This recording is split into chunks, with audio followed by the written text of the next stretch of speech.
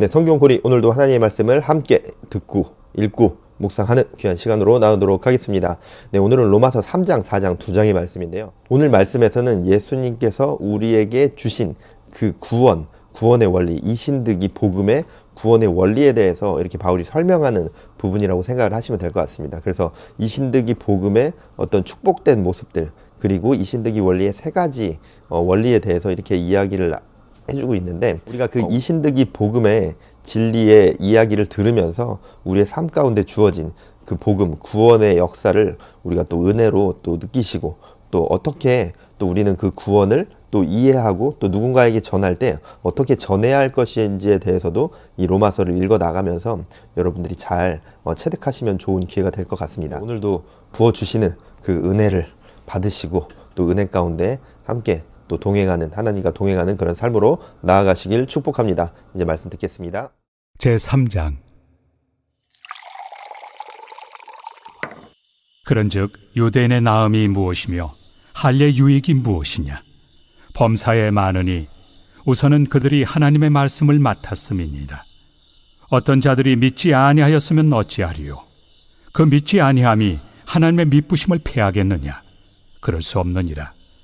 사람은 다 거짓되되 오직 하나님은 참되시다 할지어다. 기록된 바 주께서 주의 말씀에 의롭다 함을 얻으시고 판단받으실 때 이기리 하심이라 함과 같으니라. 그러나 우리 불의가 하나님의 의를 드러나게 하면 무슨 말 하리요? 내가 사람의 말하는 대로 말하노니 진노를 내리시는 하나님이 불의하시냐? 결코 그렇지 아니하니라. 만일 그러하면 하나님께서 어찌 세상을 심판하시리요?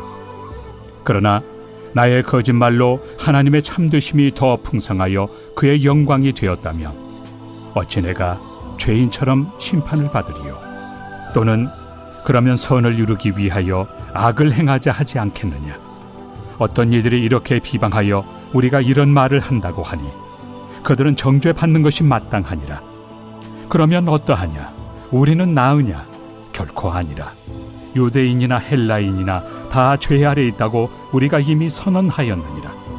기록된 바 의인은 없나니 하나도 없으며 깨닫는 자도 없고 하나님을 찾는 자도 없고 다 치우쳐 함께 무익하게 되고 선을 행하는 자는 없나니 하나도 없도다. 그들의 목구멍은 열린 무덤이요 그 혀로는 속임을 일삼으며 그 입술에는 독사의 독이 있고 그 입에는 저주와 악독이 가득하고 그 발은 피 흘리는 데 빠른지라. 파멸과 고생이 그 길에 있어 평강의 길을 알지 못하였고 그들의 눈앞에 하나님을 두려워함이 없느니라 함과 같으니라. 우리가 알거니와 물은 율법이 말하는 바는 율법 아래 있는 자들에게 말하는 것이니 이는 모든 입을 막고 온 세상으로 하나님의 심판 아래 있게 하려 함이라. 그러므로 율법의 행위로 그의 앞에 의롭다 하심을 얻을 육체가 없나니 율법으로는 죄를 깨달음이니라. 이제는 율법 외에 하나님의 한 의가 나타났으니 율법과 선지자들에게 증거를 받은 것이다. 곧 예수 그리스도를 믿음으로 말미암아 모든 믿는 자에게 미치는 하나님의 의인이 차별이 없느니라. 모든 사람이 죄를 범하였음에 하나님의 영광에 이르지 못하더니 그리스도 예수 안에 있는 속량으로 말미암아 하나님의 은혜로 값없이 의롭다 하심을 얻은 자 되었느니라. 이 예수를 하나님이 그의 피로써 믿음으로 말미암는 화목 제물로 세우셨으니 이는 하나님께서 길이 참으시는 중에 전에 지은 죄를 간과하심으로 자기의 의로우심을 나타내려 하심이니 곧 이때 자기의 의로우심을 나타내사 자기도 의로우시며 또한 예수 믿는 자를 의롭다 하려 하심이라. 그런즉 자랑할 데가 어디냐? 있을 수가 없느니라. 무슨 법으로냐? 행위로냐? 아니라 오직 믿음의 법으로니라. 그러므로 사람이 의롭다 하심을 얻는 것은 율법의 행위에 있지 않고 믿음으로 되는 줄 우리가 인정하노라. 하나님은 다만 유대인의 하나님이시냐? 또한 이방인 하나님은 아니시냐? 진실로 이방인 하나님도 되시느니라. 할례자도 믿음으로 말미암아 또한 무할례자도 믿음으로 말미암아 의롭다 하실 하나님은 한 분이시니라. 그런즉 우리가 믿음으로 말미암아 율법을 파기하느냐? 그럴 수 없느니라. 도리어 율법을 굳게 세우느니라. 제4장.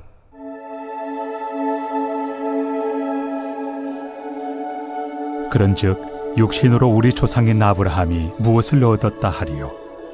만일 아브라함이 행위로서 의롭다 하심을 받았으면 자랑할 것이 있으려니와 하나님 앞에서는 없느니라. 성경이 무엇을 말하느냐? 아브라함이 하나님을 믿음에 그것이 그에게 의로 여겨진 바 되었느니라.